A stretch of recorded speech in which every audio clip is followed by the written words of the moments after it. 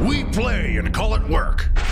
Hey everybody, Matthew and Josh here from MiniWarGaming.com, and welcome to this two-part review of the new Imperial Agents Codex. The most interesting, fluff-built, and confusing codex I think that Games Workshop has ever put out. And so we're going to spend this two-part review. We're going to do probably about half an hour right now and then another half an hour in the vault to go through all the contents of this and talk about all the controversy that it is going to create, all the questions that need to be answered in an FAQ as soon as possible by Games Workshop, and all the meanwhile having guys walk by and whatever. It's okay.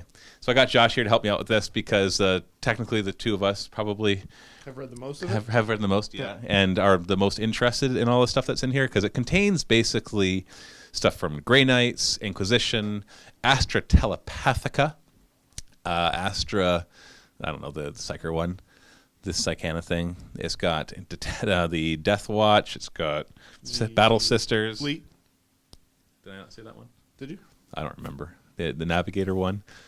And he's an officer of the fleet. Right, yeah, but not a navigator. It's Psychers. Yeah, you mean the Astropath? Yeah. No, he's a navigator. No, I don't remember anymore. Just look it up. And the Assassins. It has all those in here. Now, what I thought this book was going to be was an amalgamation of all those digital codexes. Yeah, you're right. All right. Sorry, jeez. I thought it was going to be an amalgamation of all those codexes, but it's actually much more confusing than that. So we're going to be going through them all. I think there's a lot of potential here, but I also think that there's, like I said, there's a few questions Games Workshop is going to have to answer. So the goal of this two-part review is to go through the book and to basically give you an overview of what's contained in it and also the questions that come up because of it. And we're just going to have to do that. For example, Josh is going to read you the very first part of the book, which brings up all the questions that we have of whether stuff in this book overrules the stuff in the previous codexes or whether it's meant to go alongside it. So why don't you read that, Josh? Okay. So we're going to go through the section under Forces of the Imperium where it says data sheets. Since the current edition of Warhammer 40k, The Rules, was published, there have been several digital supplements introducing rules and factions that represent the powerful, secretive, and even sinister institutions of the armies of the Imperium.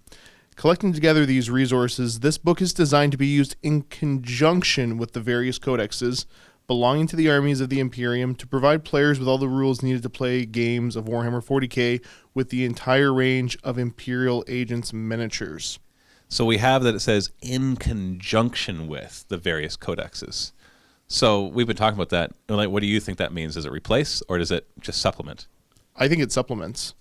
But then when you start to go through it, it's no longer so clear because what happens is they reprint rules from here, and that's fine. I don't have a problem. Like they include new detachments basically for each of these things, and then they print the rules of the units that belong to those detachments. And so I don't think that those rules were meant to replace the rules from the codexes. For example, the Grey Knights only have a few data sheets on here. They don't have the entire army. I don't think they meant to phase out the rest of the Grey Knight army. But then the Assassins have everything, including the they didn't change anything. They call them detachments, but they used to be formations. And so it's kind of confusing. And then the Inquisition, for example, they include the Inquisitors in there, but they don't have servo skulls. So I've seen comments on the internet say that servo skulls are now gone. But then they also change the way things work. So I'm not sure that it's actually replacing the Inquisition books. What are your thoughts on all of that? What do you think their intent was? Because obviously we don't know because it's confusing. What do you think their intent was in this? I have a real tough time. As far as the servo skulls thing, everything that I'm reading, they're not gone. You just can't take them if you're using the rules out of this book specifically. As far as the data sheets. Right, but then we found out that the detachment says that must have the factions from Inquisition. Right. It doesn't say just ones that are in this book. So if you pull what you're taking from the Inquisition book, then you're fine to take it, but you're able to use it with the detachment out of here, just not with the data slates out of here. Right, but the only thing different than the data slate here is that they can't take servo skulls. I know, this is confusing. I'm not sure what they're thinking. Okay, well, here's what we're going to do. We're just going to go through sequentially. And we're going to talk about what it includes and then what our questions are. And what we think about whether this is a good addition or neutral or maybe just Because I think for the most part, when I read through them, I'm like, yeah, these give you more options. They're not all super powerful. In fact, none of them are really super powerful, but that's okay. I don't have a problem with that at all. I love the idea of this book. I really do. I love the fluff of the Inquisition warband that they created. I love these little detachments here, and I don't know why they call them detachments instead of formations. But they do, so whatever. You can't bring them in Unbound. You have to bring them in Battleforged only, because detachments are limited to Battleforged, whereas formations can be brought in Unbound. But most people don't play Unbound anyways. That's from what I've seen, and so I don't really. That doesn't even have to be a topic of discussion really here. So let's start with the Cult Mechanicus. Now this is your area of expertise because you've played the Mechanicus and Scutari. Expertise might be a stretch of the word, but I'm probably the one that's played the most here. I don't know actually what it. So it adds the Tech Priest Engine Seer from the Engine Seer congregation, which is 1 HQ and 1 optional elite. So let's clarify that. So what it adds is a detachment. Yes. And that detachment is a compulsory HQ and an optional elite. Now that sounds, look at all the different things I could make. Well, no. The HQ must be a Tech Priest Engine Seer, and the elite must be a unit of servitors, both which are not available to the Cult Mechanicus normally. They're usually in the Astra Militarum. And the command benefits, you're going to get, everything gets Canticles of the Omnissiah. That's cool. 2 things, which means you're only going to go at the lowest tier, unless you're using this to ally in with Cult Mechanicus. Right. Yeah, because Canticles of the Omnissiah is, and it doesn't just matter for that detachment, it's your entire army. The number of units that have Canticles of the Omnissiah, that counts towards the benefits. Because Canticles, the way it works is you have like 6 different doctrines, you choose 1 per turn, and there's 3 levels depending on how many units you have that have Canticles. So if you've got a Cult Mechanicus army and you bring this one in, it'll add to the number of units that have the Canticles. Otherwise, you're looking at these very bare minimum benefits for it. Right, and looking at the Tech Priest Engine Seer, he's kind of cool. I mean, he's got the 1 Awaken the Machine ability. So instead of him shooting in the shooting phase, he can give a single friendly Astra Militarum vehicle within 12 Power the Machine Spirit. Astra Militarum. So he's just a reprint from the Tech Priest from the Engine Seer for the Astra Militarum, although he can be brought, individually rather than, because I don't think you can bring Engine Seers just as an Astra Militarum thing. I think it's for every commander or whatever. You can bring 1 to 3 Engine Seers. So this lets you bring one just by himself. Because remember, the elite choice is optional. So this detachment can just be a Tech Priest Engine Seer. So if you've ever thought, you know what I really wish I could add to my army? A single Tech Priest Engine Seer. Now you can. Seems pretty awesome. Well, 40 points, and I guess the way I'm kind of looking at him for him, if you want to spam a bunch of stuff to get if you're playing primarily Cult Mechanicus, and you want to get the Canticles number up as high as you can, take a bunch of these guys. They're independent characters, and they're going to run around being... repairing all the Cult Mechanicus vehicles that are actually monstrous creatures. Yes. Or boosting Astra Militarum vehicles to have Power of the Machine Spirit. Yeah. You know what? For 5 points, you can take Melta Bombs. So if anything else, just bring a bunch of 45-point Tech Priest Engine Seers. They're just Melta Bombs running everywhere. Well, he's got a power axe. And, it's not terrible. Strength 4 power axe. I know, that's awesome. It's not the worst thing I've ever seen. He's got a servo arm too, actually. So well, that's kind of nice. So he's basically at 2 attacks because of the 2 weapons, and he just uses a servo arm, so it's a power fist. You know what? The way I'm looking at this is a 40-point way to boost up your number for Canticles, and that's I mean, if you've got some Astra Militarum stuff in there as well, allied in, and you want to give that 1 vehicle Power of the Machine Spirit, I see it primarily as just a way to boost the Canticles of the Omnissiah, though. Yeah, because if you have Astra Militarum vehicles, you probably have an Astra Militarum detachment, which means you can bring Engine Seers anyways. And, they just... But would they wouldn't count towards the Canticles then? No, but if you're playing Astra Militarum, you don't care. Because the Canticles... if you're playing just Astra Militarum, yeah. Yeah. So, it kind of gives you the option there. So, a little flexibility. I think the servitors getting Canticles is kind of cool. Most of the abilities don't really apply to them. Most of them are close combat or like things like stubborn, but there is one of them that lets them rerolling 1s to hit when shooting, or another one that and that's it really. Because all the rest are like close combat stuff or more like defensive, like you get stealth for a turn, but who really cares about that? I mean, the optional servitors, it starts with one servitor for 10 points. So for 50 points, you can add 2 to the number of units that you have with Canticles of the Omnissiah. And I guess if you take multiples of the same detachment. So you could bring one Enginseer with one servitor, and that's just 50 points. So 50 points for 2 units with Canticles. So okay, so there you go. There's your min-maxing way to use this. 50 points to get 2 units of Canticles. Is there any way to get that in Cult Mechanicus for 50 points? For that cheap, no. I think the only real cheap stuff are the priests that I never really use anyways. Right. So this actually could be kind of... Now I'm starting to think about this more. Because even though people... I like using the big robots. Yeah. Which is hilarious. So this could be the cheap way to get the Canticles actually... 50 points, that's 25 points per level. Now, you're handing off kill points. You're handing off characters for certain of the objectives. You're handing off individual units for certain tactical objectives, where it's like, hey, just kill something in the shooting phase. Like, all right, there's the servitor. Okay, we got it. There's our point. Oh, we got to kill 3 to 5 things? Servitor, Enginseer, and servitor. All right, I got D3 points now. I'll put the Enginseers. I'll just join them to that giant squad that doesn't die. And these poor lone servitors will run around and grab objectives, except if you don't have an independent character with them, then they derp out if they don't roll a 4+. They just go, they're 10 points. Who cares? Well, then they can't grab objectives. If they're too far away, they can't run up to them. When I have 10 of the stupid things running around individually, I'm bound to pass some 4-ups. There's a 50% chance, right? So half of them should make it. Okay, so that's the Cult Mechanicus one. It is interesting. We've seen some potential there. It adds a Tech Priest Enginseer to the Cult Mechanicus list so that you can help your Astra Militarum vehicles and then you can repair the vehicles that Cult Mechanicus has, which is not really any, but just a bit. I'm just looking, ignore Awaken the Machine and Blessings of the Omnissiah, because that's what confused us, is how to make use of those. Who cares? It's 40 points. It's a 40 point with a 10 point upgrade to give you 2 extra on your Canticles. And take Melta Bombs. Yeah. Because, he could be strength 6 in close combat, but he could also be strength 8 Melta in close combat too. So 45 points plus the 10 points for the servitor. 55 points gives you 2 Cult Mechanicus points for the Canticles and lets you run around with Melta Bombs. Yeah, it works. Not horrible. And he's good in close combat, like even just strength 6 with his Power Fist with 2 attacks base. If you put him in a squad, then he can survive and hit back with those. It's weapon skill 3, but so what? It's not horrible. Yeah, and the fact that I can put him in some other heavy hitting squads anyways, who cares?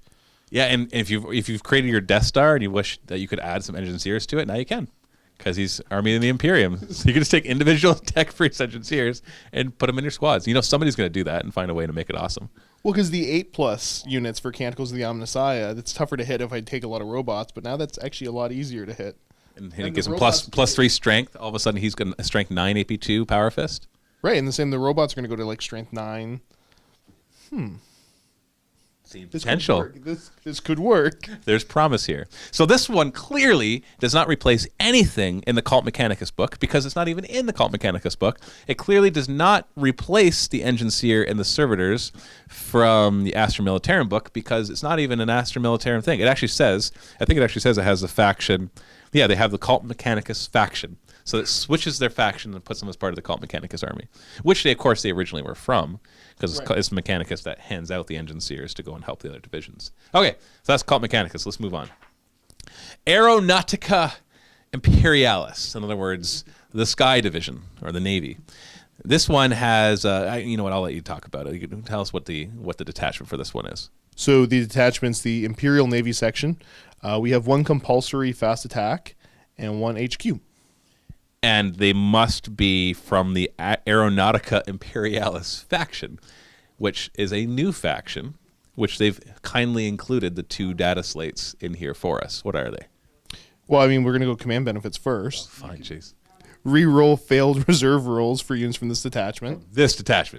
And what you have options-wise is you can take an officer of the fleet. That's the optional HQ. Correct. And then your compulsory fast attack is Valkyries. Now they say, because it's single Valkyrie, and then you could upgrade to have more Valkyries up to 3 additional to make... It says, maybe upgraded to a flyer wing with up to 3 additional Valkyries.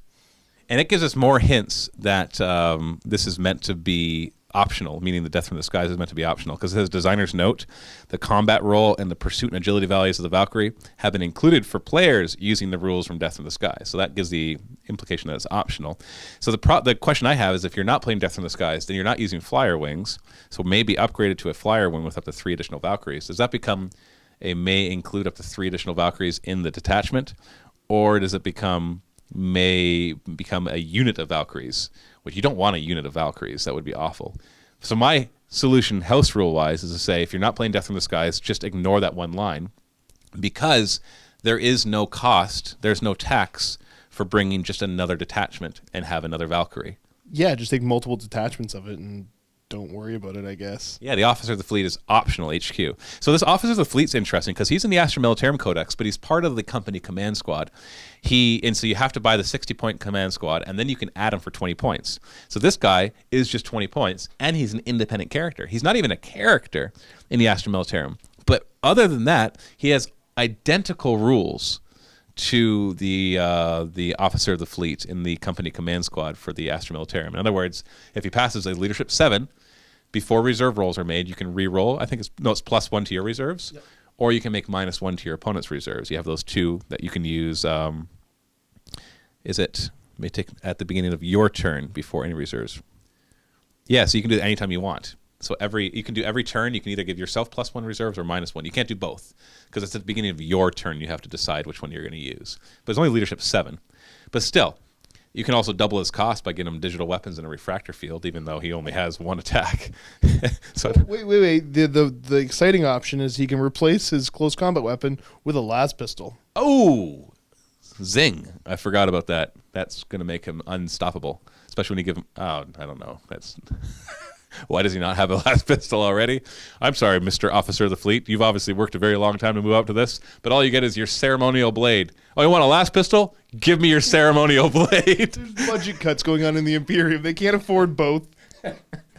Like, just have him model the ceremonial blade and just don't call it a close combat weapon and have him have a las pistol. That's nitpicking, but it's just, I think it's hilarious fluff-wise in all of this. And so, yeah, he's got frag grenades, so, that makes him awesome. He's an independent character, so once again, now he comes, if you want to bring him individually, you have to bring a Valkyrie. But, Valkyries aren't horrible. So then all of a sudden you have another independent character that you can join to your Death Star, because this guy obviously is going to contribute. He gets to manipulate reserves, that's about it. So, yeah. Okay, there's not much more to talk about than him. The Valkyrie's unchanged, so it's not replacing anything. Adeptus Astra Telepathica. In other words, the Psychers of the Imperium. So this one, I want to talk about this one. I know I'm talking about all of them, but I want to introduce it. Because this comes with a detachment called the Psychana Division. Does that ring a bell? Well, it should, because in the Montka book, which has a bunch of Astra Militarum formations for their tanks, there is a formation in there called Psychana Division, which is identical name, which is confusing. Because are they meaning to replace that one? Because if they are, this one's totally different. The Psychana Division formation that was in that book, in Montka, has a Primaris Psyker and has to have 3 units of Weird Vein Psychers and has to have 1 to 3 Commissars. Now, it doesn't really say it, but I'm assuming those Commissars are supposed to join the Weird Vein Psychers, even though Commissars don't, in their rules, say that they're allowed to join some Weird Vein Psychers, but it references them being in the squads, so whatever. And the benefits of that formation is the Primaris Psyker knows the psychic powers of those Weird Vein Psychers if they're within 12 inches. Furthermore, for every 5 Weird Vein Psychers that are within 12 inches of him, he gets +1 mastery level. So he harnesses more warp charges, and he can cast more spells. On top of that, if a Commissar is in a group of Weird Vein Psychers, they harness warp charges on a 2+, which is ridiculously awesome. Now, we have this detachment. The Psychana Division is compulsory 1 HQ, and 3 elites, but they have to have the 1 to 3 elites. Sorry, so you don't have to have any elites though. It's 0 to 3 elites, compulsory, I guess is the way you can look at it. And they have to have the Astra Telepathica faction, which is basically your HQ choice is either Primaris Psyker or an Astropath, which is normally part of the company command squad for the Astra Militarum. We'll come back to that in a second. And then it can have basically 1 to 3 units of Weird Vein Psychers. Now, the bonus of this one is the Primaris Psyker or Astropath can harness warp charges on a 3+ if they're within 12 inches of at least 5 Weird Vein Psychers from this detachment. The end. So it's not better. The one thing I think that makes it better is that you can just bring a Primaris Psyker, or you can just bring an Astropath. So if you're looking for the super, super cheap way to add warp charge points to your Imperium army, I don't think there's a cheaper way than the Astropath. Because he's 25 points, and for 25 more points, you can make him a level 2 Psyker, and there's no tax. You can bring him by himself. He won't get any of the benefits, but he can just sit there being a warp charge battery for 50 points. Yeah, he's going to hang out with the servitor farm in the back. So he doesn't get mind locked. Death Star marches up to deal with everything. The Astropaths and the servitors just hang out in the back. Well, no, the Astropath can be part of the Death Star because he's got access to divination and telepathy, so he can be psychic shrieking. He's an independent character. Yeah, that's what I'm saying. Okay, so, yeah. Yeah. He'll bring a servitor with him. Yeah. Or he can join the Death Star because divination's got prescience, or telepathy's got psychic shriek, or we've got like perfect timing. We've got there's a lot of good ones in there with divination and telepathy that actually, and telepathy has the dreaded invisibility. Yes. And you forget, so he has access to those powers. It gives you more options for that. For 50 points, he's a level 2 Psyker. Like, if nothing else, you could just give him the Primaris power from divination and the Primaris power from telepathy, and he's walking around with prescience and psychic shriek, and he's warp charge 2 and mastery level 2 for 50 points. So I think this one's actually pretty good for the min-maxers out there who want to find the perfect way to just spam warp charges in their Imperium army, because he's an independent character, cheap Psyker that you can bring by himself in a battle-forged army. Yeah, I can't see anything wrong with that. So this one's not confusing. The only question I would have is, because they used exactly the same name, does this Psychana division replace the Psychana division formation? My instinct says no, because they seem very different, but they also are very similar. So what do you think? Does it replace it? I don't think it should. That is not what I asked. What do you think they intended for this to replace the other one? No, I don't think they intended for this to replace the other one. This is the same Psychana division after they've murdered the commissars. We don't need those commissars anymore. Let's bring in the Astropath. He's been kind of, the loner in the command squad. Everybody else is like scared of him. We're not scared of him. He's just a weird Psyker.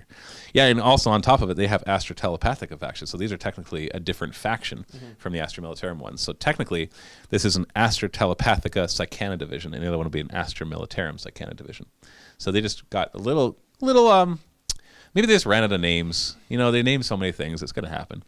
Next up, we have one that brings up a lot of questions, and that is the Adepta Sororitas, or the Battle Sisters, or Sisters of Battle, whatever time period you came from when they were introduced or not updated.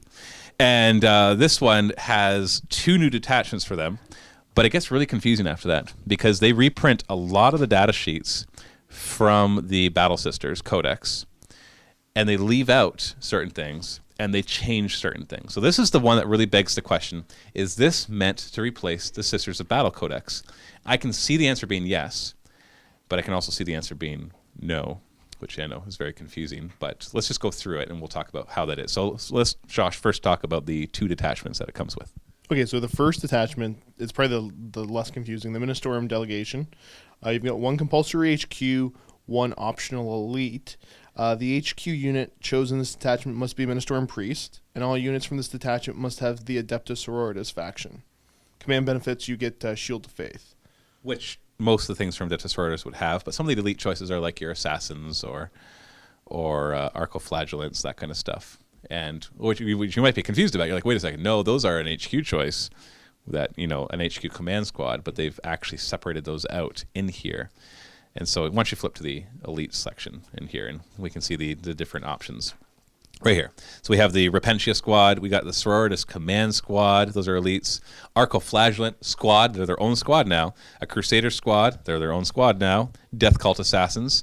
And a Celestian squad, or Celestian, whatever. That's all your elite choices you have to choose from this one. So you bring the Ministorum Priest, who's an independent character, and then he can optionally add these on.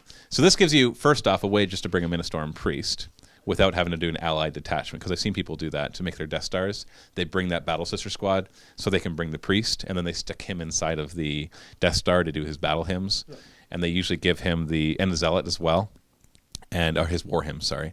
And he has access to the Ecclesiarchy relics, and I think there's one of them that lets him automatically pass his war hymns check. And so it just makes it that much better because they're normally leadership 7 otherwise. It's not in. Yeah, here it is. Well, it's one of these. I think it's the. I don't remember. It's one of them that I don't think you're going to find the rules for them in there. Are they in there? They're in here. Oh, they're in there? No, that's the Inquisition. Faith, they're in here somewhere. No, they're not going to be in there. Maybe they're at the back of the Sisters one. Oh, there they are. Look at that. You're right. And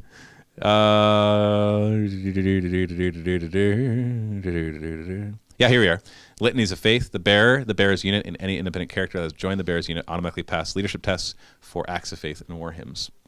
So it's just a cheap way for you to bring one priest with that. So it basically lets you bring the priest now without any tax. And if you want to opt, and it gives him Shield of Faith, so he gets a 6-up invuln, which doesn't he have an invuln already? I don't remember now. Where is he? He's got the Rosaris. Yeah. Okay. So it's just a way to bring the priest by himself. So once again, we have another way to build up that awesome Death Star by adding this guy. So, or you can bring another squad too, if you wanted to.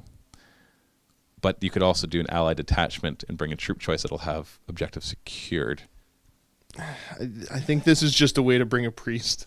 Another squad if you want, but this is mostly just a way to bring a priest. Yeah, because every other squad already has Shield of Faith, except for the Arcoflagellants, the Assassins, who already have a 5-up invuln, and the Crusaders, who already have a 3-up invuln. So really, it can give Arcoflagellants a 6-up invuln. I'm not seeing that as being a big deal. So, yeah. So this one's it's just, you get to bring a priest. Now, what is the other detachment? The Vestal Task Force, which is 1 compulsory HQ, 2 troops, 1 elites, and then your optionals, your 1 HQ, 4 troops, 2 elites, 3 fast, 3 heavy. All units from this detachment must have the Adepta Sororitas faction. Command benefits, you get your reroll if you take a Adepta Sororitas Warlord trait. And then Army of Faith. Once per game at the start of your turns, you can declare that the units in this detachment will pray for salvation. If you do so, then all units from this detachment can reroll any saving throws of 1 until the start of your next turn. So for an entire game round, so your turn and then the enemy's turn, your entire Adepta Sororitas faction, detachment, gets to reroll 1s to save. They turn into Zinch. Now, you could also just take a Combined Arms attachment and give all your troops objectives secured, and your Warlord still gets to reroll their Warlord trait, no matter which type of Warlord trait they take, not just Adepta Sororitas. Do you think that this one would ever be better than just taking a Combined Arms attachment? I can't really see it. I don't think I would. Rerolling 1s for saves for a whole turn, that's not bad, but it's just for 1 turn. It's the back and forth. Like, if I wanted to play more fluffy, I'd probably take this one. But if I wanted to play to maybe win, I'd play Combined Arms. Unless you know you're playing kill points and you don't even care about objectives. True.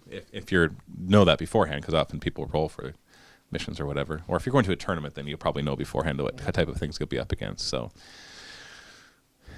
but okay, let's move on to the confusing aspect of this. So they've reprinted tons of the stuff from the Battle Sisters book, but they did not include Saint Celestine. On top of that, in the Battle Sisters book, the digital codex, they had the Ecclesiastic Command Squad, I think it was called, and that one is basically a unit of Arcoflagellants, Crusaders, and Assassins, and you can basically mix and match them all you want, and it's 1 unit of all of them. That was only the way to get those in there. The Inquisition has them as well, but for Battle Sisters, that was the only way to do it. You had access to those 3. In this book, they've taken those 3 and they split them up into 3 individual units that have a minimum of 2 each. So it's like 2 to 10 Assassins, 2 to 10 Crusaders, or 2 to 10 Arcoflagellants. But they're individual units on their own. And this will come into play when we get to the Inquisition part, because it references these data sheets, which are technically Adepta Sororitas, because they're following it, and these pages all have Adepta Sororitas. But when they're Inquisition, then I guess they're Inquisition models. And so my question to you, Games Workshop, is this was supposed to replace the Battle Sisters book? This is an honest question. This is not me being just like facetious or anything. Was this supposed to replace that book? Because if it wasn't, then we can take stuff from that book and put it into these detachments. Mm-hmm.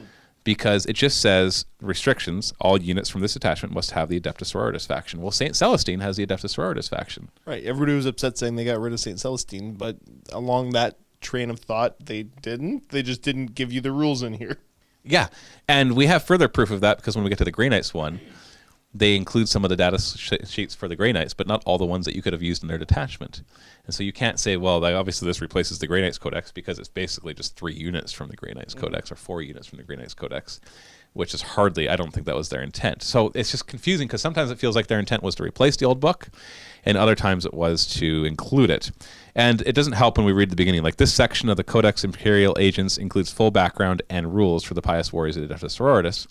It includes data sheets and descriptions of their holy war gear. It also includes 2 unique detachments, enabling you to add either a lone Ministorum priest and his bodyguard, or field an entire military wing. So it says it includes full background and rules, but it says that for a lot of these. And so I can't take that to mean that, unless, yeah, no, you know what? Well, just flip to the Grey Knights one. Does it say that exact same thing? I'm going to let you flip it. Just go ahead. Find the Grey Knights. Death Watch. Okay, hold on. Death Watch works. Because this section, yeah, includes full background and rules for the Space Marines of the Death Watch. But it only includes the veterans and the Black Star. And don't tell me they're replacing that codex already. So I'm confused. I am legitimately confused. I don't even know how I would house rule this. If I'm saying, well, if you're going to want to use these attachments, you can only use the ones from this book. Or not. What do you think? How would you house rule this? Or would you not house rule it and just be like, no, it doesn't say they can't use them, so we'll just use them? I would go back to, I think you guys have heard me say it many times. When you're playing a game, you sign a social contract with your... Oh, no, okay. No. Answer the question. No. Don't be like, we'll decide at the time. What would you think is the right answer? What I think, that's still the right answer in my mind, that you decide at the time with your opponent. But that leaves it open to interpretation. What do you think, if you had control over it, if your opponent's like, I'll just go with what you say, I'll have no hard feelings either way, what would you choose? Whatever I felt like playing that time. No, you're too hard and steadfast with your rules. No, I'm asking, do you think that he should have included that stuff, or do you think they're replacing that stuff? I don't think they're replacing anything. That's the answer. Everything in this book, I don't think it's replacing. At all. No. Even though when we get to the Assassin section, it is word for word exactly the Assassin's book, with no extras and nothing taken away. Whoever was in charge of doing the new Assassin stuff got a little lazy. I don't know what to tell you. They weren't creative. Yeah, so I don't know. I tend to agree with you. Rules is written. It seems pretty clear that you can use stuff from the other Sisters book. But that'll bring us, when we go to the Vault video and we talk about the Inquisition, that's going to bring into question about serval skulls, because serval skulls aren't included in the Inquisition here, but they're included in the Inquisition book. And so I heard on the internet, people are all talking, no, we no longer have serval skulls. Everybody's like, yay! And I would be happy to get rid of serval skulls. I hate serval skulls. I think they break the game. Because there's always, no matter what, like if you look at tournament lists, there always seems to be a captive Inquisitor that was caught by the Eldar this time. Or the Tower, or the Chaos. Yeah. Just to place their 3 serval skulls so that they can stop the enemy from infiltrating. Mm-hmm. And that just seems dumb. Yeah. It's dumb. It's just dumb. So that's it seems that their intent was to get rid of serval skulls. But they didn't. They didn't do it the right way, though. So that's the Adeptus Sororitas. It's confusing. I really hope an FAQ comes out really soon to make it clear what their intent is for each of these. But until then, we're just going to have to figure it out on our own and just play the best we can with the rules that we have. Heck, 8th edition is coming out next year anyway, so who knows, all this will be overwritten by that point. So that's it for this video. We're going to do part 2 in the MiniWarGaming Vault at the link in the video description below. We're going to continue through talking about the Death Watch, the Grey Knights, the Inquisition, and the Assassins. I think that's what's left in the rest of the book. So go ahead and click the link below to go and watch that now. If you're not a Vault member, you can still click it, get a free 7-day trial, get instant access to that video and thousands of others that are in the MiniWarGaming Vault, and help support us so we can do more reviews, more battle reports, more narrative campaigns, and everything else. So click the link. Thanks for watching. Happy wargaming.